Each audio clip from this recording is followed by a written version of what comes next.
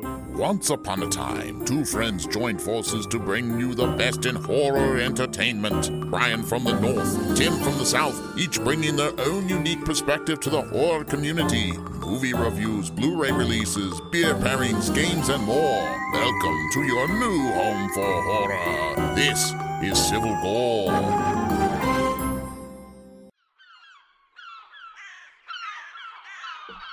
Hi there. What a start. Hey there, everybody.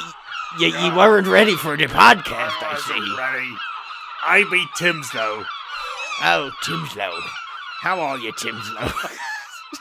Lad. Oh, don't you be smart-mouthing me, lad. Why'd you spill your beans, Timslow? Am I Willem Dafoe or a pirate? What am I doing? I think we're both. I don't know what I'm doing. Well, if you haven't guessed, we're doing The Lighthouse today on today's episode of Civil Gore. Oh my gosh, there's so many lines. I would love we do try to keep this episode family friendly.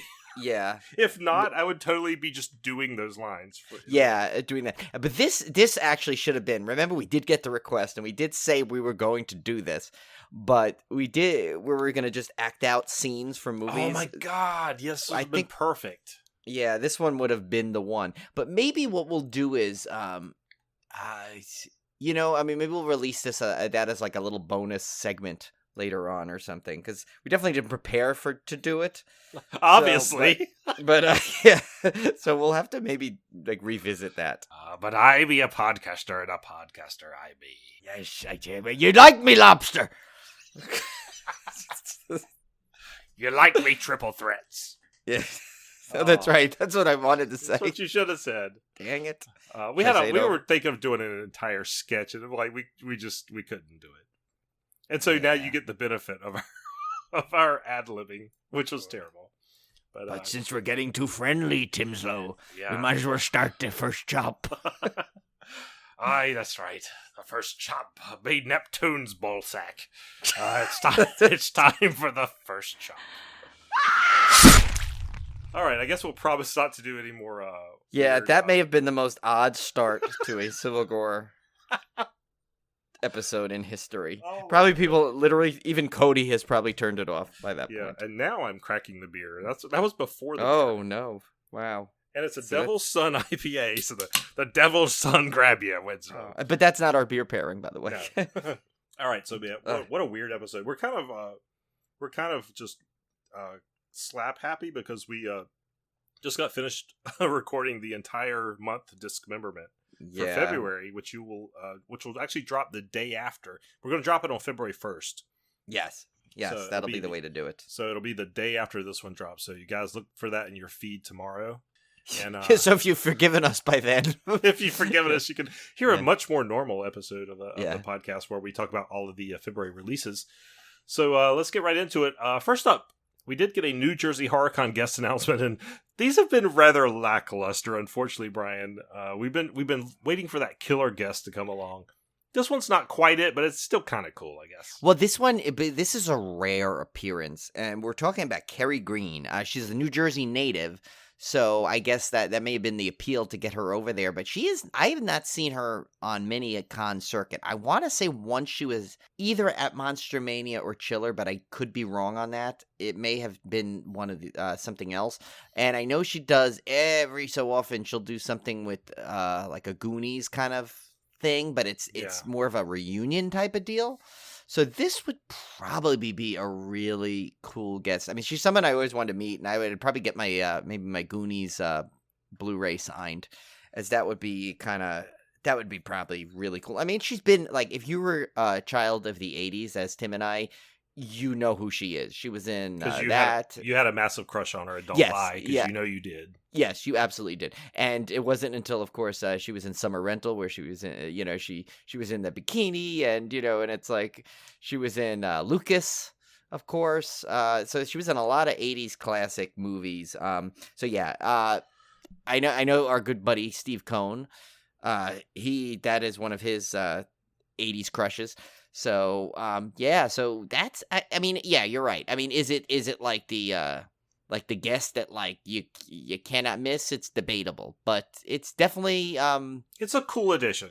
Yes, it's definitely a good addition, and she's only there the Saturday, one day only. So it's like it's one of those things where it's like her table is probably going to be pretty packed because she's only there that limited time, and so yeah. I mean, I that's definitely one I would definitely stop at because she'd be someone it's just people you grew up with watching in movies. Always seem to be you get that extra flair when you go see them at a con. Yeah. All right, so Brian, my 40 Years of Terror project continues, and man, we're getting to the bottom of the barrel here. This one was 1994, and I chose Puppet Master 5, The Final Chapter. So, of course, this was the last Puppet Master movie ever released. Oh, sorry, I couldn't say that with a straight face. Yeah. No, of course not. It's the final chapter. Yes. It was the final chapter before the other 12. Before the other 12. I was trying to say that with a straight face.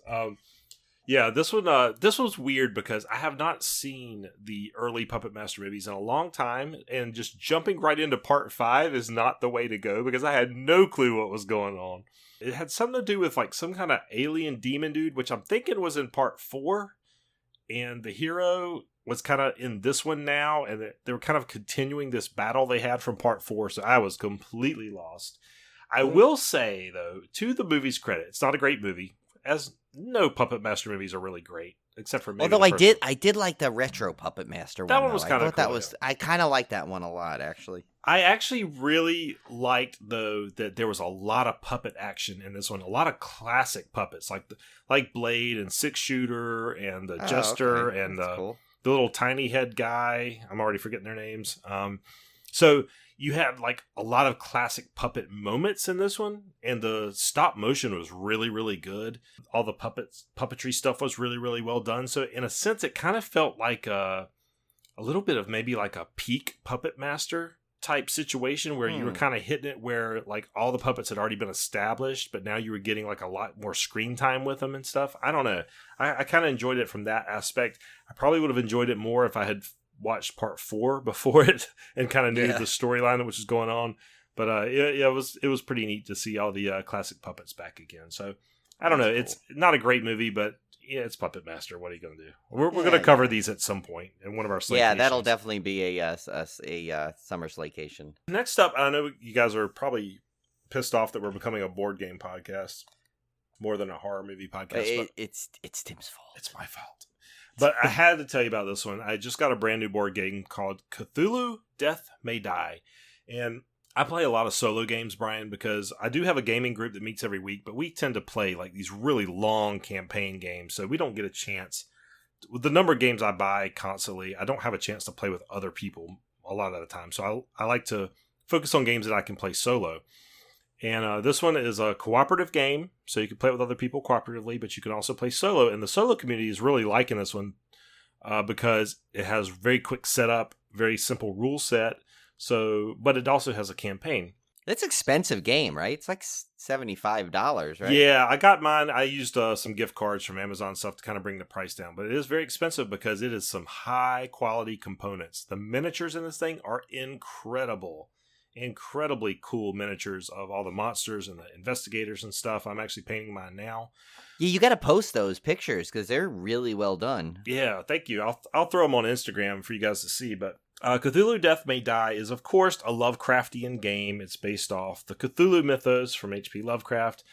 There's tons of Cthulhu-themed games out there. In fact, probably the bulk of my collection, if there's a recurring theme, it's probably Cthulhu, because I own Pandemic Cthulhu. I own Mansions. Yeah, that's the one you got me, right? Reign of Cthulhu. Yeah, Mansions of Madness, Arkham Horror the card game, Arkham Horror the board game. All those are Cthulhu Lovecraft-based.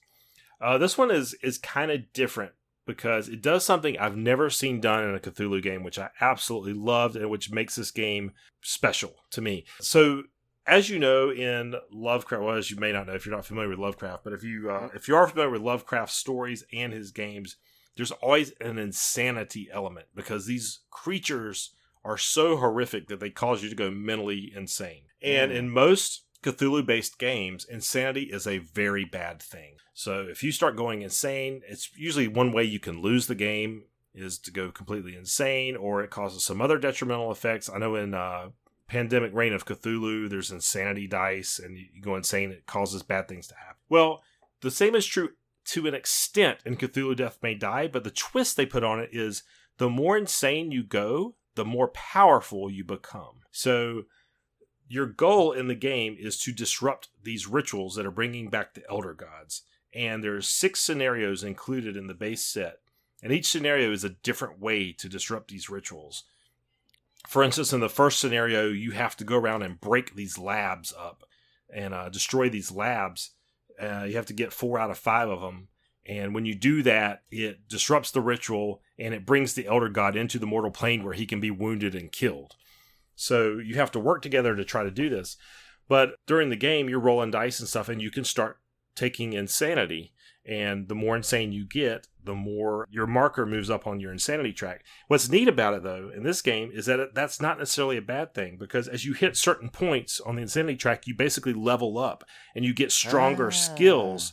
So now you have to balance, because you do eventually lose the game if you go all the way insane. But you kind of want to go a little bit insane to get powered up and get these new skills. So it might make you fight better, or it might make you be able to sneak past monsters, or all kinds of cool stuff. It's really, really neat game. The rule set is super simple. Compared to most dungeon crawlers, very, very easy rule set.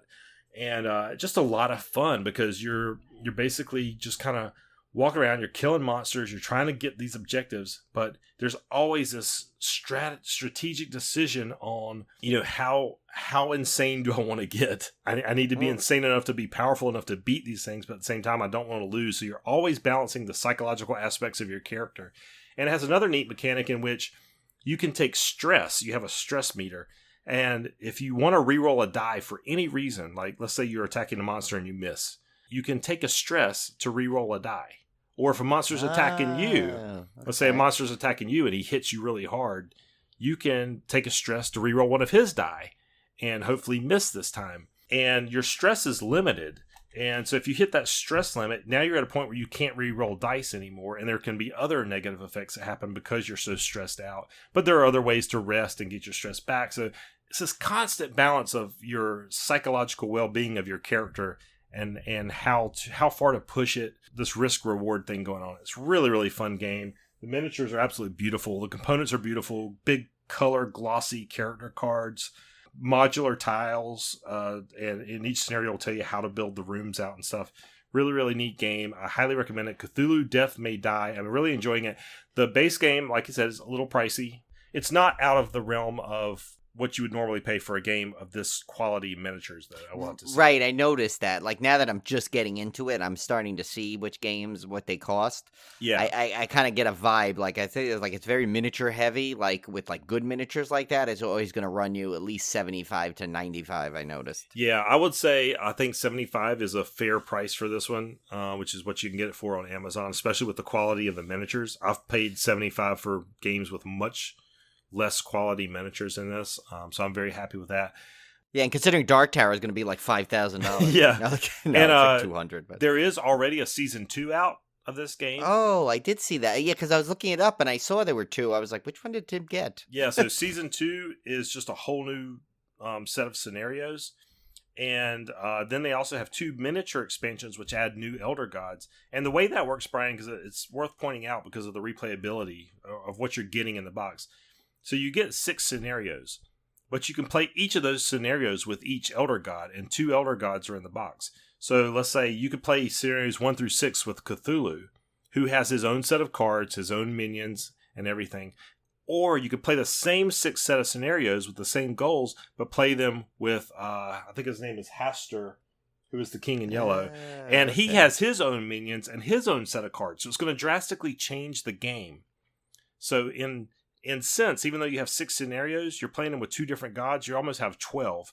And then if you add, they have 2 more Elder God expansions that just add the new figure and the new cards. So then you can play each of these 6 scenarios 4 different ways. So now you've got 24 scenarios even before you've hit season 2. Okay. Oh, that's cool. Yeah. Yeah, I gotta eventually get one of these. I mean, I still gotta play some of the other ones that I have that I haven't got. I still haven't got to play Jaws yet because it's 2 to 4 players, And yeah, sure, Julie and I could just play it, but I think we definitely want to get the 4-player mode, because I watched on the playthrough where it's like, it definitely looks like it's more fun when each person takes a character as opposed to like one of us taking the shark and the other one taking the 3 other characters. So yeah, I need to, but that's one of the games I think I want that and that Frankenstein one too. That one, even though that's not a 1-player game, but it just looks neat with all the things. Hey, speaking of you said Dungeon Crawl, did you have watched any of those dungeon runs yet? I haven't seen one live, but I've just seen I've started watching the saved episodes. No, but I want to check those out because that sounds really cool. Oh my God, it's such a you show, Tim. It really is. Like, it starts off with this like this crazy like animatronic puppet talking and everything, and it's and it's like just it's basically you're watching a big game of D&D that just like spans across the. But they all get into character and they do voices. It's kind of funny. So it's just really cool. It's like I can't believe I'm finding myself watching this over. It's just called the Dungeon Run. Yeah, it's called the Dungeon Run. Oh yeah, that sounds cool. And I used to love to play D&D back in the day. Loved it. I used to play all the time. So it'd be like a nice little burst of nostalgia. Seeing people. Oh yeah, no, I've only played a little bit, and I mean I did play the old Star Wars one, and at one point, and I played the Marvel superhero one back in the day. I only played limited actually of Dungeons and Dragons, but I played a lot of those style of games, back then. But so yeah, but this one just seems really cool because it's just fun. It's almost like a mix of kind of like a mix of improv and a mix of gaming in one. When they do it this way, so it's kind of really cool. I definitely want to check out one of the live things. I mean, these are like 3-hour things. Yeah, I was just looking. They're long.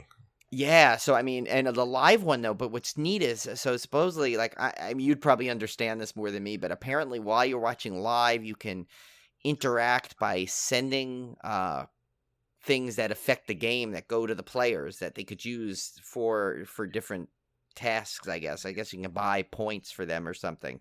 So they explain it in the beginning. I mean, I'm still such a newbie with this that I'm probably just missing some certain logistics to it, but it definitely seems like it's like when you watch it live, it's really must be fun and like interactive. But I'm still enjoying the old ones, trying to watch those just because it has some of the characters, like it has some of the people, like the one Katie Michaels that was on Game the Game a couple times. Yeah, she was on the Horrified one, and she was in the Jaws. No, not the Jaws one.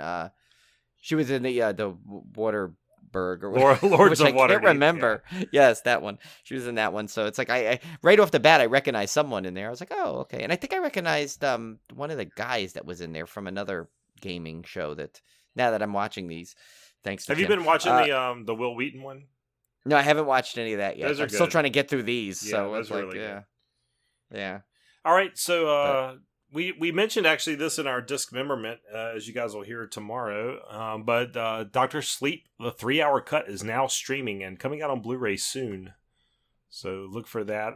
I'm really glad they released a 3-hour cut like right off the bat instead of like the stupid Midsummer thing where they made it like an Apple TV exclusive or whatever. Yeah, so stupid Midsummer. Yeah, but I'm gonna watch that Midsummer because I got the free Apple TV now. Yeah, which was I did not have it. I had no clue. Apparently, I bought something which gave me free Apple TV for a year. I think it was my AirPods. I guess it might be. Well, I noticed that because I was looking. I need to. In the next couple of months, I think I'm going to need to replace my iPad because it's starting to act funny. It's about 3 years old. That's about the life of those things. Yeah. And then I'm going to upgrade. Get the Air and get the keyboard just like I have this one, but just a newer version of it. And I saw that it says comes with a year of Apple Plus TV or whatever. That's cool. Yeah. I didn't even Apple TV Plus. I think. Yeah, I was sitting there. Just looking through my email, and I was like, "This is your last chance to claim your free year of Apple TV." And I was like, "What? I didn't even know I had a chance." So yeah, I went and signed the thing, and boom, I'm all set for a year. So go figure. I don't even know what's on Apple TV. Never looked at it, but I will be checking it out, I guess. And then the final thing I had here, Brian, I just ran around this completely random. I gotta hear what this is. All right. So I don't know. I was watching some video, and you know how YouTube rabbit holes work. You see these things on the side, and it said The Shining starring Jim Carrey. And I was like, what? So I clicked on it thinking it was going to be like Jim Carrey did some Shining impression or something. What this is blew my mind. This is a deep fake video, which you've heard of these, Brian? It sounds familiar, but... So deepfake videos are where they basically take people and make them look like... Well, I'll give you an example. A deepfake video would be like if you had President Obama up there saying something he never actually said. Because they CGI, like, morphed his mouth to make him look like he was saying something. That's okay. Like that David Lynch thing where the monkey is speaking. Well, kind of, but like much more convincing, right? Okay. So that's what this deep fake technology is basically a way of faking videos. This is truly terrifying. So basically what this guy did is he took Jim Carrey's face and mapped it onto Jack Nicholson's face from The Shining in various scenes from The Shining. And I swear to you, it looks real. It looks like Jim Carrey is, with Jack Nicholson's hairstyle and everything, is basically doing The Shining. Now, it's Jack Nicholson's voice, because all he did was change the face. Right. But it is astonishingly convincing. And it is completely fake, obviously, because it's just superimposed. You have to go see this thing. And it's not played for laughs. I mean, he basically just took a scene from The Shining and stuck Jim Carrey's face in there. But and what's that on again? YouTube? It's on it's on YouTube. Just look up The Shining starring Jim Carrey and you'll find it. Oh no. And he's got these other ones in there. He's got one called Home Stallone where he mapped Sylvester... Oh, I've seen a picture, a still of that, and it frightened me. Yeah, where he mapped Sylvester Stallone's face onto Macaulay Culkin's face in Home Alone scenes. It is ridiculous. Now, I looked at a couple of the other ones and they were hit or miss, but man, this one is out of the ballpark, astonishingly good. Well, I sent you the other one where it showed, like it was just a regular meme where it was Jim Varney and Jerry O'Connell, and it became John Cena. Yeah, I that sent was you funny. that, right? Yeah. Yeah, they had some other ones on there. Some of them are like super disturbing. Had one where he mapped Steve Buscemi's face onto Sharon Stone for the Basic Instinct notorious scene. Yeah, I don't think I want to see that. Oh, it's There's another one that I saw where they did they mapped Mike Tyson's face onto Oprah Winfrey and Snoop Dogg's face onto Gail and had them having a conversation, and it actually looks convincing. It's really really I gotta weird. check these out. These are amazing. So yeah, go check that out. The Shining starring Jim Carrey, and when you look at it, you go, you know what? Jim Carrey wouldn't make a bad Jack Torrance, really. I mean, he could when probably Jim pull Carrey it off. goes serious and crazy. I mean, yeah. And like I said, because this is not played for laughs, it looks like what would really happen if he was playing it serious and playing it straight. So yeah, it's neat. Yeah. All right, guys. So let's get to our main feature. Yeah. Here come the impressions. Yes, here we go. Here we go. Ye start us off. I can't do Robert Pattinson's because I have no clue what accent he's doing in this movie. Oh my god, it's kind of like a Boston and not at the same time. I don't even know what that was. See, that's how bad it is. It's hard to mimik. You can't even mimic it. Because for some part of the movie, I was like, oh wait a minute, now he has an accent, and I don't think he is being bad at the accent. I just think the dialogue is so tight and constrained. Yeah. Robert Pattinson does not have a lot of lines in this compared to Willem Dafoe. So when he talks for an extended run, the accent comes out. But when he says like a line or two, it's not enough to get the accent. So you think maybe he's being inconsistent, but I don't think he is. I think it's a product of the movie. Yeah, and then he mumbles at the beginning. Yeah. He's quieter, and then he's like, later, like yelling, and he's yelling, and it's loud, but yeah, it's... Oh, but anyway, so 2019, The Lighthouse, directed by The Witch's Robert Eggers. This was his follow-up to The Witch, and man, I couldn't have been more excited to see this movie because I absolutely love The Witch. Starring Robert Pattinson as Thomas Howard, Willem Dafoe as Thomas Wake, and Valeria Karaman as... Are we spoiling this, Brian? Well, you know what? I thought it was when I did it, but then if you actually see the movie... Does it really spoil it? I don't, it's... I mean, it's all dream imagery, right? So, yeah. Well, Valeria Karaman as we will not say her role, just to keep a little bit of a surprise there. She's just in it. She's in it. But, so the synopsis is, 2 lighthouse keepers try to maintain their sanity while living on a remote and mysterious New England island in the 1890s. And this is a completely black and white film, as you might expect from Robert Eggers. and The Witch. This is a very art house type horror movie. And I mean, right off, what we should say, this is not a widescreen film at all. No. In fact, it's a square. Yeah, actually, the second time I actually watched it on an iPad, and you don't. That's really... how I watched it.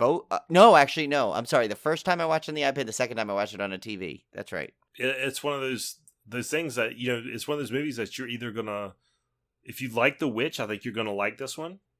Yes. If you hate those kind of art house style horror movies, you may not like this one. Now, I will have to say, Brian, I believe that I like The Witch much better than this one. It's not that I did not enjoy this one at all, because I absolutely did. But I think The Witch is a little more of an accessible movie. And that's one of the discussion points I wanted to talk about is why does The Witch seem a little more accessible than this one?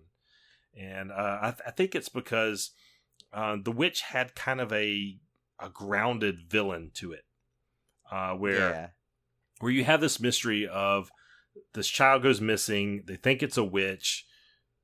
There's some ambiguity as to whether the witch is real or if she's not. So you have this kind of this defined villain, whereas in The Lighthouse, it's a little different. You don't really have a definition of what's happening. Yeah, and it's linear. The Witch a little more. It's more laid out as this happens and this happens and this happens and this happens. In The Lighthouse, there's a lot of weird, twisty, bendy things where you're not sure when this is taking place, what time this happened. Is this a flashback? Is this really happening? So there's a lot of stuff. So I think that could be part of the reason. Yeah, I think you're absolutely right. So if you didn't like The Witch, I'm thinking you may definitely not like this one because it's even less linear and even more ambiguous. So, yes. But let's talk a little bit about, I don't know if you read much about this, Brian, of what this movie was kind of loosely based on, was a true story. Yeah, I saw that, but it was like mixed with I guess some Lovecraft in it, right? A little bit, yeah, possibly. So the original story, the way I heard it way before this movie came out, was, and I heard it from, I think I'd heard it on various podcasts before, because a lot of the mystery podcasts will cover it. The one I remember the most was from the Unexplained podcast by Richard McLean Smith, who has more dulcety tones than I ever dreamed about having. I dare ye prove that. He like me dulcet tones. Say it. No, he really does have like the dulcetest tone. I actually messaged him on Twitter and was like, dude, your voice like puts me to sleep. Did you say people say I have a dulcet tone? Yeah, but I was you, sir, the master of dulcet tones. He's a super cool guy. I messaged him a couple of times and he's written back to me, and he just seems very cool and down to earth. But love his podcast, Unexplained. Go check it out. He actually has a book out, Unexplained. Absolutely fun. Love this podcast. It's very serene, and if you just want to hear like a curdling ghost story or a weird true life thing that happened in the dulcetest tones you can imagine, it's right up your alley. But yeah, so the Flannan Isles Lighthouse, this thing is off the west coast of Scotland, and it is best known, it is indeed famous for the disappearance of its keepers in the year 1900. And in this case, actually 3 lighthouse keepers disappeared. And so what happened was, well, we still don't know exactly what happened, but the boat realized that the light was not operational as it should have been. So they sent out a rescue crew to see what was going on, and they find that all 3 lighthouse keepers have vanished. They're gone. The only clue is an overturned chair in the kitchen. That's it. I mean, everything else is put away, tidy, whatever. No sign of these individuals. They search everywhere. They can't find them. They never did find them. Now, a little less mysterious real life than in the movie, because there are some theories that go a long way towards explaining what might have happened. Because when they did arrive at the lighthouse, they did notice a significant amount of storm damage. So it is obvious that a storm hit the lighthouse, and it's very likely that at some point these men got washed away somehow. There's some talk that there was maybe a crane or something they were trying to move. There's something they were trying to move, and maybe a storm came up suddenly and hit that and washed them away. Or maybe even some instance where 2 of the men were in trouble. One guy saw that there was approaching waves coming. He went down to warn them, and then he got swept away with them. So there's all kinds of theories about this. I mean, it's probably most likely not something paranormal. It's probably something natural that happened to these gentlemen. But it's remained a mystery for obviously since 1900. So it's kind of captivated people. There's been songs about it. There's been stories about it. There's been crazy conspiracy alien theories about it. But go look up the Flannan Isles Lighthouse. It's a fascinating story. Some great podcast episodes I've heard on it. And if you go listen to like paranormal podcasts and stuff like I do. So that's kind of what this is loosely based on. So I was really excited to see this movie because I had heard that story. But of course, this one stars Robert Pattinson, Willem Dafoe. When we start out, Robert Pattinson arrives at this lighthouse to take this job, and he thinks it's pretty much going to be fairly easy money. He came from logging in Canada, so he's used to like really hard work, and he finds out he hears that he can make some money. He basically has to come to this lighthouse, work as a lighthouse keeper for 4 weeks, I believe it was. So yeah, he gets more than he bargained for when he runs up against Willem Dafoe, who plays Thomas Wake. And essentially this movie, and Brian and I were talking about before the podcast how difficult this one's going to be to talk about, because it is very much a fairly dialogue limited movie. It's about these two men, doing their day-to-day work.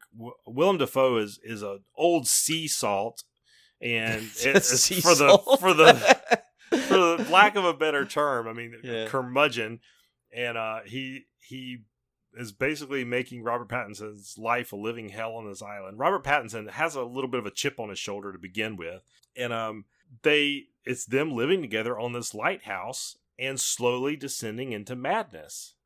And that madness is portrayed not only through the events that occur in the movie, but also this crazy dream imagery. Maybe it's dreams, maybe it's not. All kinds of weird visuals.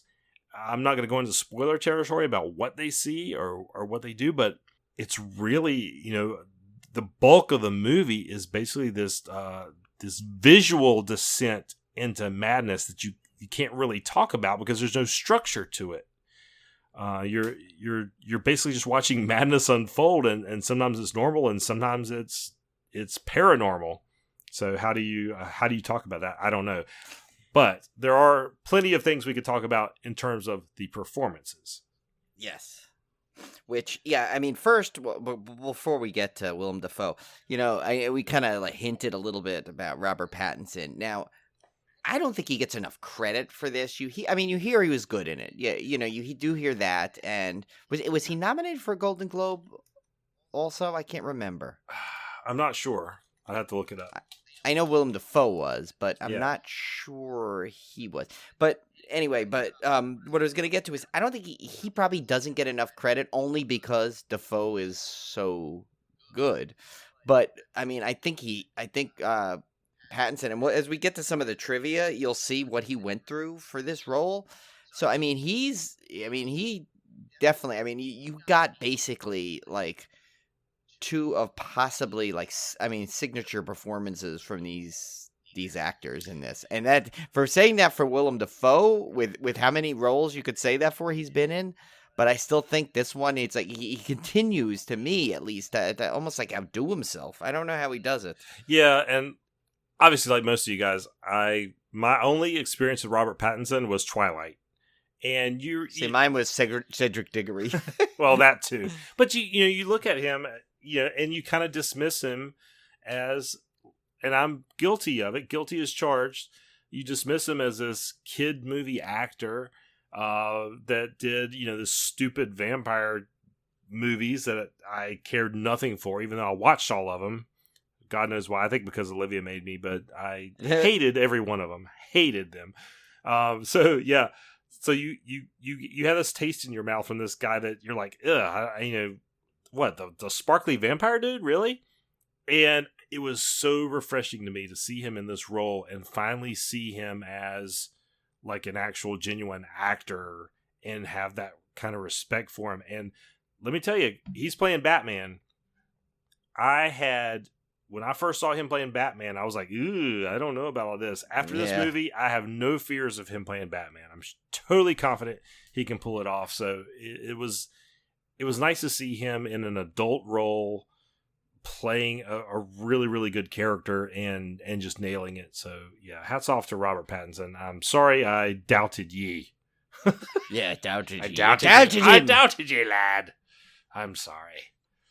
But Defoe would not apologize. Yeah. So, No, he wouldn't. But yeah, no, and he would like. I mean, what really can you say about him other than that? I don't think I've ever seen a person that every role he makes it impossible to picture anyone else doing it.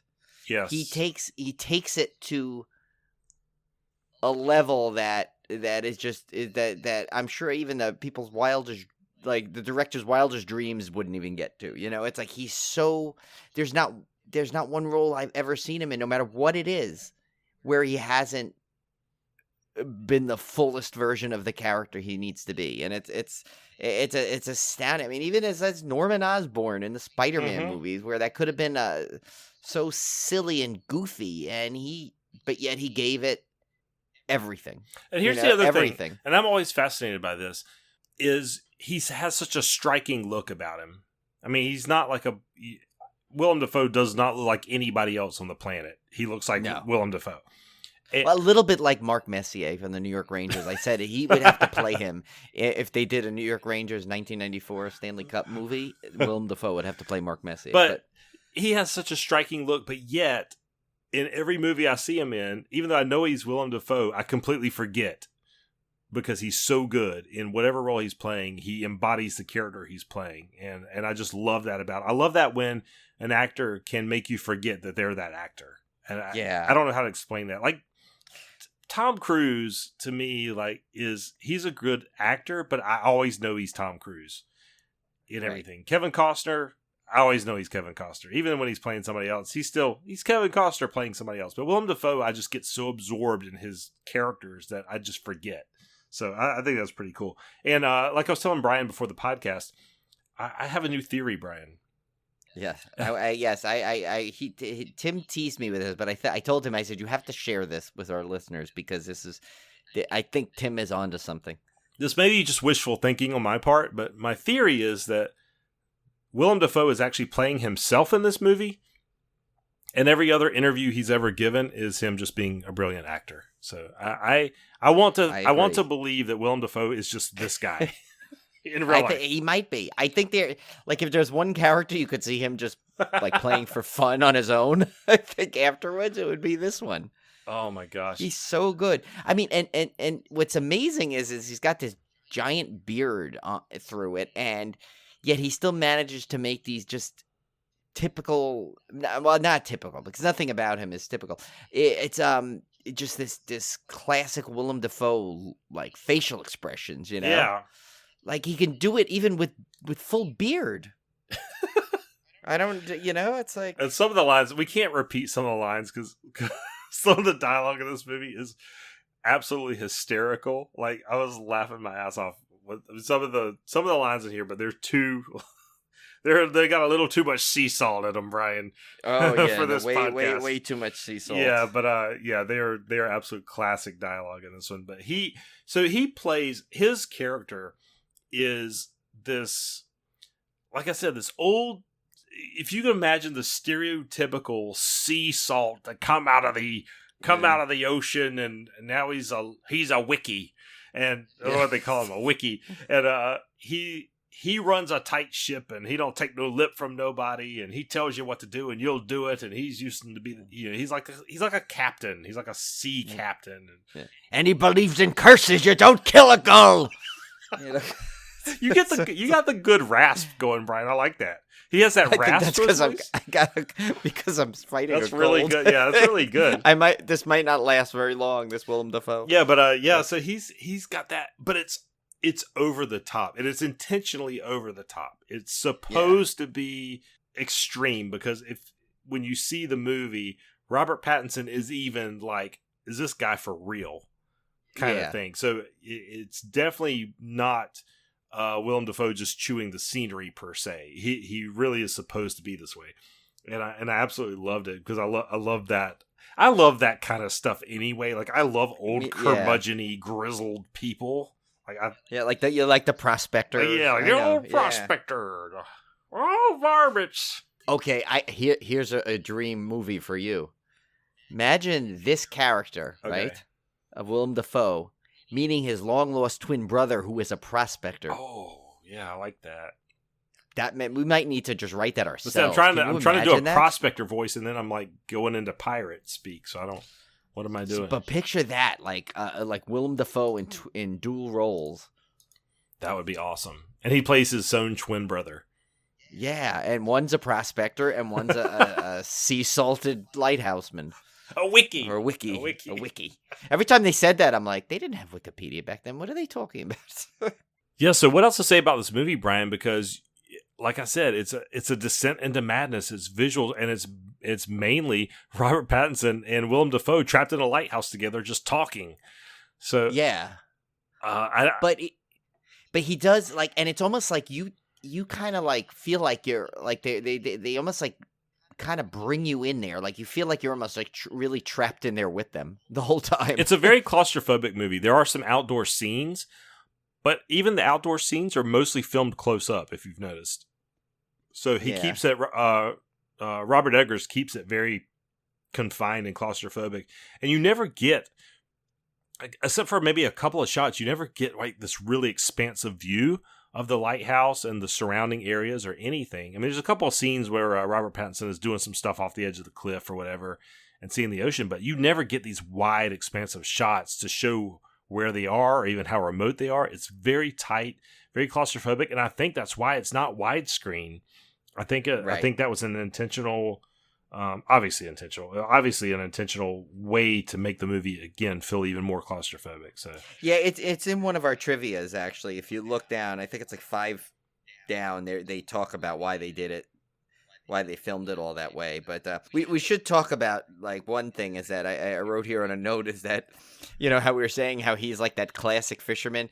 Tell me he did not like go to like Fisherman's R Us though to get that attire. Right? Oh, he had to. He had to have. Yeah. I mean, that's like if there was a fisherman's store. You know the guy on the front of the fish sticks box? That's this guy. Yeah, the Gordon Fisherman guy. That's him in this. But like, even got a pipe. He even has a pipe.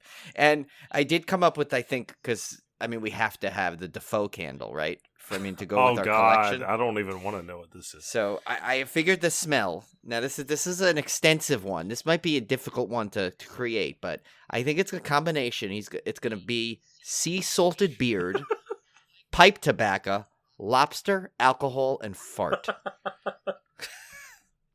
And as bad as that might smell, is nothing compared to what Robert Pattinson's character says he smells like, which of course we cannot repeat on this podcast because we will need to have 8 explicit disclaimers. But I will say it is the best description of a bad smell that I've ever heard in my life. Oh my god, I am totally using it. I cannot wait till I encounter a smell so bad. But it's like, it's one of these ones that like, it's those smells that you almost can't, that you can taste it so bad. And that that like you're at a loss of words. A smell that like knocks you backwards a couple of steps, Oh my it's like God. that kind of a smell. Like that's what you need to save this for. Yeah. I mean, maybe we'll have to like, I don't know. I guess you know what? Watch the movie, and I think you'll know exactly the scene we're talking about, and you'll pick it up. But if you're still stumped after seeing it, let us know. We'll text it to you or write it to you. There's already a line in this movie that I've used on Olivia, but she has no clue what I'm talking about. And it's a complete throwaway line. It's not like one of the funny lines or anything. It's just that there's a part where after they had been arguing, and Willem Dafoe like suddenly just stops arguing, and he goes... something like that. I'm paraphrasing, but he's like, "A spot of coffee will do us good." Oh yeah, that's right. I love that line. Because he's like, "Yeah, we got a long night ahead. A spot of coffee will do us good. Spot of coffee will do us good. A long night ahead. Yeah. A spot of coffee." That's right. Yeah, it's right after he slapped him. I think right. Yeah, because he was all upset because he didn't believe him that it was a tall. He said it was a tall tale. Like he didn't believe him. Oh, about gulls. Yeah, about killing a gull. Yeah. So that, I mean, me and Olivia make coffee all the time. We're big coffee drinkers. So I broke that one out the other night. She was like, I'm thinking I might make some coffee. I'm like, spot of coffee will do us good. Oh my God. Now I have to say that for I know. Julie. I know. It didn't even dawn on me yet. Oh boy, yeah, that's it's already bad enough with the lines I quote to poor. I'm gonna have to go back and see the exact phrasing and everything so I can do it correctly. But yeah, I'm pretty sure. Yeah, because I think what he does is he tells him. Because he repeats it he repeats it twice. He does. Yeah, he tells him to make the coffee, I think, and then he's like, it's almost like as he descends into this regret, this guilt that he smacked him. Because right when he hits him, you see the look on his face, like, what did I do to this poor guy? You know, kind of a thing. Like he feels guilty instantly. He knows that he got the better of him. Yeah. You know, I mean, and that like if you think back to that scene as the movie progresses and you find out more and more what goes on, you think back, you see why he had that reaction, kind of a thing. There's a lot. This movie is definitely, I think, one that repeat viewings you'll benefit from. Yeah, I watched it twice, and yeah, same here. Yeah, I really enjoyed it the first time. Had no clue what really was going on. The second time, I can't say that I really knew a lot more what was going on, but I was able to appreciate some of the nuances a little bit more. So yeah, I don't know. It's not one of those that I grasped as easily as The Witch. I mean, after I saw The Witch the first time, I thought it was brilliant. Second time, I was like completely in love with it. This one, again, like I said, I'm not completely in love with it, but I really enjoy it, and I love the performances. I don't know if I love it because of the movie or more if I just love the performances. Yeah, that's the thing, and I think that's what's. It's like I could literally watch, like if they just gave me 3 hours of outtakes of them talking. Yeah. I would enjoy that just as much as the movie at some level because there's something, you know what it is? It's a weird, I don't know, something about this movie, the sound effects, the constant background sounds of the ocean that's in there, and just Defoe's voice, the way he says things, and it's comforting to it. It's like even though he's half the time he's screaming, but still it's like, oh, you got an old sea salt living in you, lad. Yeah, and I wish I could remember the when they're singing in that one scene, and Willem Dafoe's like, "Dance, Winslow, dance," and it's like that's the part I was crack up because then Robert Pattinson does that ridiculous dance, but the way he says like, "Dance, Winslow," but yeah, so you got to just see half of this stuff for yourself. We're probably not doing it justice. Well, the thing too, I think, from a horror fan perspective, I don't think it's nearly as scary as The Witch. No, yeah, definitely it's not. It's definitely not that fear. No, I never in this movie did I ever feel unsettled or anything. It does have some unsettling imagery, but in The Witch you had that brilliant soundtrack kind of backing up the scares of it, and there was this tension to it. Whereas this one, I didn't feel that same kind of tension or whatever. I was just kind of watching it. So those kids, the little kids. Yeah, there was a lot of things about The Witch that were just more frightening and unsettling to me than this movie. This one was kind of more, again, like I said, I think I loved it more for the performances of the two main actors than I really did anything about the plot. Although, in hindsight, the plot is kind of cool. The whole premise is really, really neat.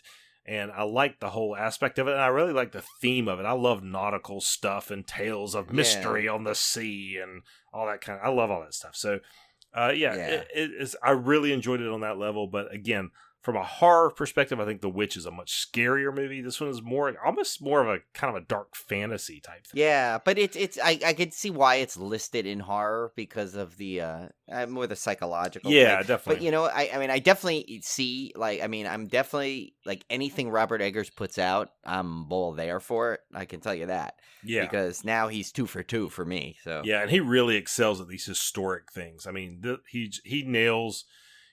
You think about it, you're in a closed lighthouse. Basically, all you have to tell the time period of these two guys is their clothing, essentially. Yeah. But yeah, he still nails the whole feel that you're watching something historic. And we'll get to that in the trivia.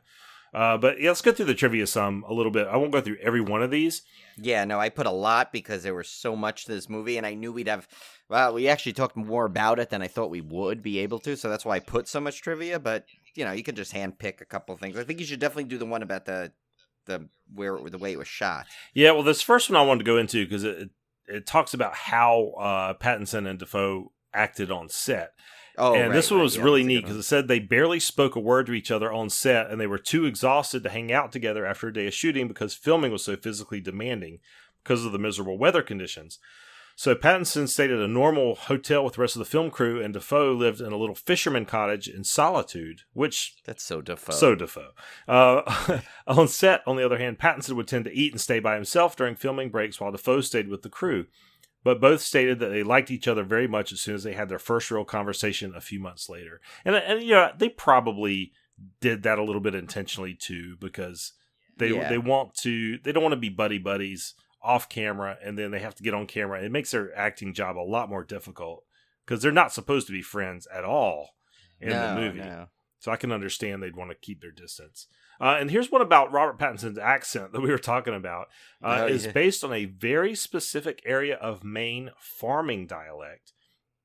While Willem Dafoe's accent is the jargon of Atlantic fishermen and sailors of the time. You don't say. Yeah. Director-writer Robert Eggers was very precise about the actors' accents and line delivery. He would, for example, give instructions to say the second sentence of your third line 75% faster. So, God, he was. Wow. If you've watched the making of or the commentary on The Witch, you will know what a stickler he was for language and historic authenticity with the language in The Witch, which was very strange to modern ears. So it doesn't surprise me at all that he was very particular with this one either. Going back to Brian's one that he wanted me to highlight, because this is really, really cool, especially for you film nerds out there. Since the film was set in 1890, it was shot on 35mm black and white XX 5222 film, all while augmenting the Panavision Millennium XL2 camera with vintage Baltar lenses from as early as 1918 to as late as 1938. This makes the aspect ratio approximately 1:19 to 1, which is practically square. To enhance the image and make it resemble early photography, a custom cyan filter made by Schneider Filters emulated the look and feel of orthochromatic film from the late 19th century. That's cool. It's nerdy, but it's cool. And I got friends that are big into like film aspect ratios and stuff that would absolutely eat this up. But I think that's neat that he goes that extra mile. Because most people, 99% of film goers are not going to notice that. Oh, Tim, did you see what one of his upcoming films is, by the way, Robert Eggers? No, I have no idea.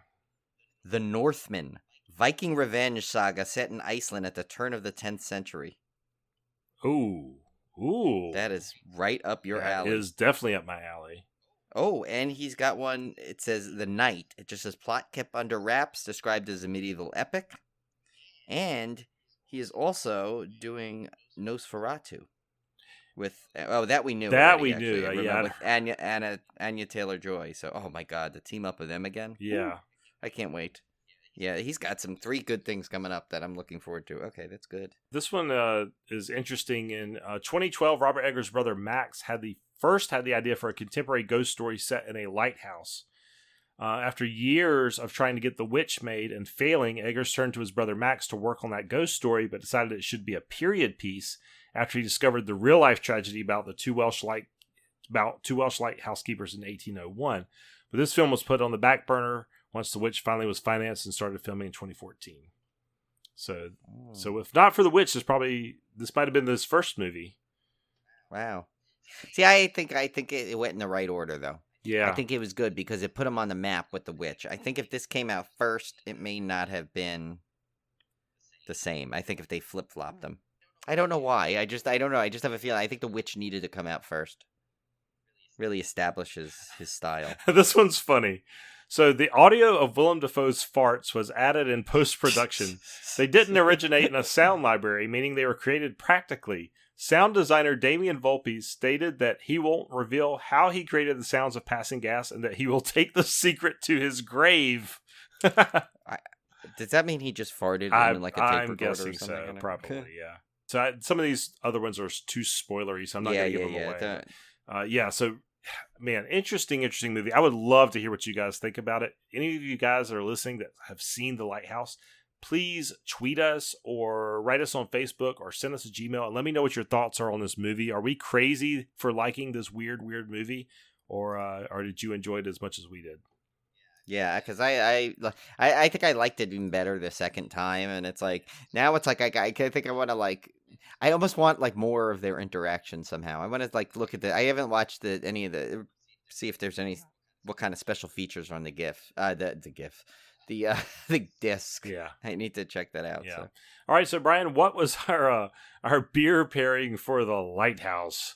Okay, so I doubled up on this one. Not only did I pair the beer, but I paired the brewery. So check this out. It's Night Watch Coffee Lager. And it's coffee. A spot of coffee will do is good. That I didn't even know because I paired this before I saw the movie. Just I knew what it was about. So that's awesome. And better yet, it's by Lighthouse Brewing Company out of Victoria, British Columbia. Wow. This is a strong beer. It's 8.2% ABV, and it's locally produced cold brew coffee and crisp, clean craft lager are blended seamlessly to create one-of-a-kind beer. Subtle tones of hazelnut, cinnamon, and chocolate round out this distinct brew ye likes. Okay. You like me Night Watch Coffee Lager, lad. Yeah. Say it. Because a spot of coffee will do Tim good. You got it, Timslow? Dance, Timslow, dance! I love that, Timslow. Next time I'm at any kind of wedding, I'm just going to yell out to somebody, Dance, Winslow, dance, and see what happens. All right, so our triple threat last week, we were looking for an actor or actress, and the answer was Tom Atkins, the great Tom Atkins. Clue number 1. Yes. I started acting in 1963 and still acting today. He first appeared in the TV show The Doctors in 1963. In my film roles, I've gone against robot henchmen in Halloween 3, Season of the Witch, aliens in Night of the Creeps, and vengeful spirits in The Fog. Clue number 3, I often play police officers. Well, that, of course, is true. He has played police officers many times, including Two Evil Eyes, Maniac Cop, and perhaps most famously in Night of the Creeps. With Thrill Me. Yes. Gotta love that. Love Tom Atkins. That's now, that's one I would love to meet at a horror con. Yes, and he's at Monster Mania, by the way, this year.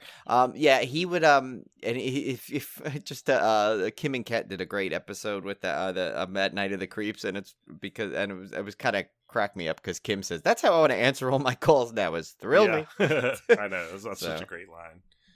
All right, so this week, listen carefully, we're looking for another actor or actress. I think this was on the easier side, I would say, yes. All right, clue number 1. I was born a long time ago in a place that is now known by another name. Clue number 2. Before playing my most famous role in film, I played it on stage. Clue number 3. I was fluent in 4 languages: Hungarian, French, German, and English. Who am I? So I think there's a lot of hints in there. Yeah. A lot of hints, including the tense. Yes. Of the clues. Yes, I think so. Now, for our Zubmondo, we were inundated with angry letters and phone calls and telegraphs and messages and tweets that we had repeated as Zubmondo, which we did not realize at the time of recording. But although that quote you said at the end, I thought had sounded familiar. Yeah, I thought so too. When we kind of both kind of thought it afterwards, but it's too late. We figured, So, oh well. Well, you know what? I mean, think about it. We used to randomize it, so that's how we ended up getting a duplicate. I just need to remember that. Yep. So, we good. Well, this one I kind of, well, actually now I'm hoping this one wasn't a duplicate either, but if it is, actually no, this is perfect. I don't think we did this one, but if we did, we're doing it again anyway, just because. No, but I don't think we did. So, all right, Tim, would you rather fall through the toilet hole in an outhouse, or be temporarily be trapped beneath a pile of dead animals? What? Just so you know, my mom actually did fall through the toilet hole. Now, she fell into it. She didn't go through, but she fell backwards into the hole. So this is the weirdest one we've had yet, I think.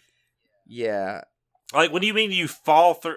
Like, when you fall through a toilet, I don't understand fall. Like, okay, so you're not saying like you're literally like shrinking and falling down. You're like falling in. Somehow you fall into that hole, and you're like, I don't know. I assume for the purpose of this, you're literally get in there and you're in the water. Okay, well, let me start by saying I'm not overly squeamish about bathroom stuff because I've got kids, so I've cleaned up a lot of stuff.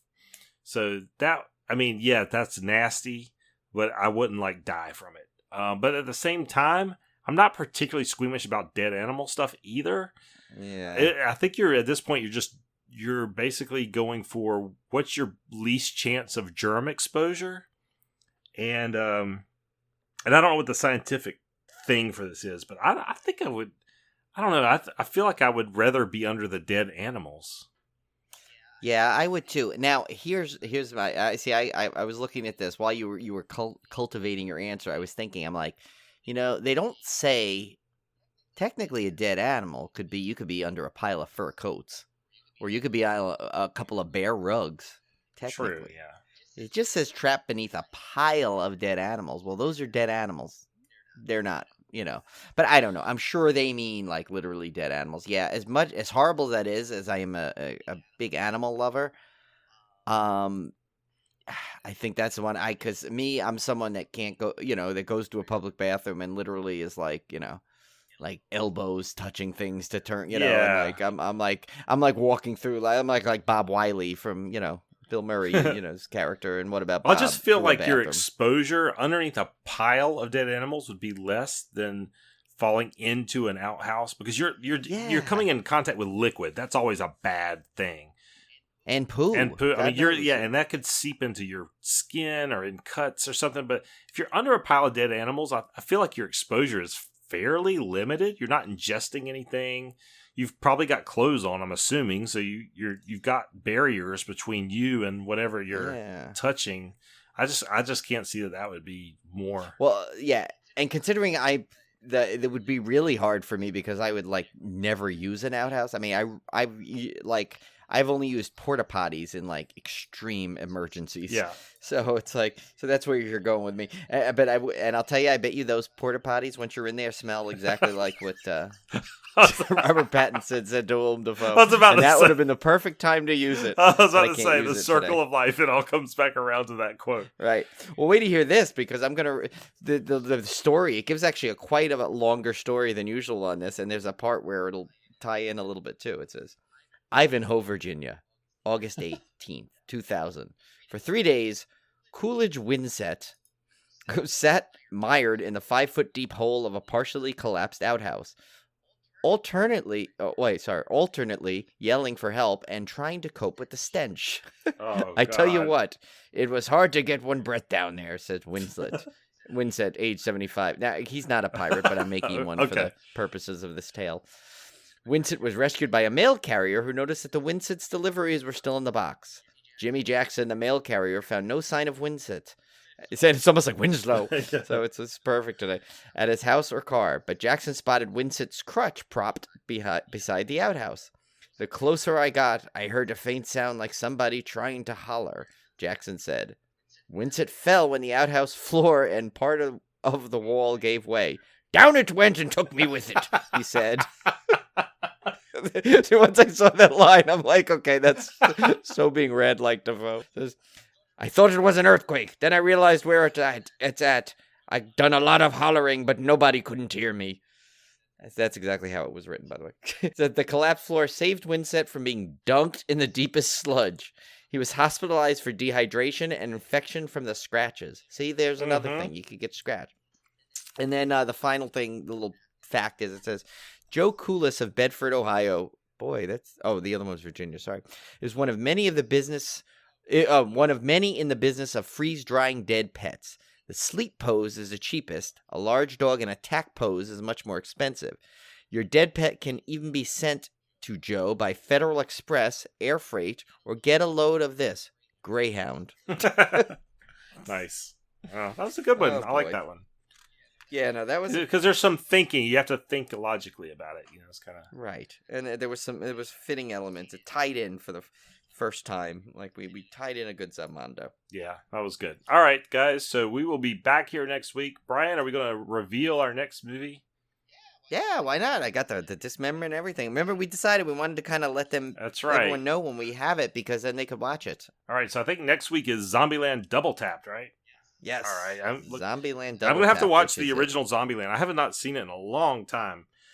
So I think I'm going to do a double feature there. Yeah, well, this one does. I will say this: it does a good job of catching you up pretty quick. So, but yes, it would probably benefit if you haven't seen it in a while. I had just seen, I think, the original about like within the last 2 years, so I was okay. But yeah, it'd be interesting seeing another zombie movie. But this one has the humor aspect, which I think makes it a little more tolerable than your average run of the mill zombie movie. Right. I mean, and so far, I gotta say, I mean, the last batches that I've seen, I mean, with Dead Don't Die, the Train to Busan, Anna in the Apocalypse. Yeah. Anna in the Apocalypse. Oh my God, is one of my favorite movies. One of my favorite movies of all time. So I mean, it's so funny. After you and I have how many times have we gone on to say enough with the zombie movies? We've had it. They haven't done anything different, and then we found we found 2-3 good ones in the last 3 years. So. Go figure. All right, guys. So, since we're getting too friendly, Ryan, tell me, what's a timberman want with being a wiki? Just don't spill your beans, Timslow. Not enough quiet for you up north, sawdust itching you nethers. Foreman found you too high-tempered for carrying an axe. Just pop in ye Blu-ray and watch the Zombieland double tap for next week.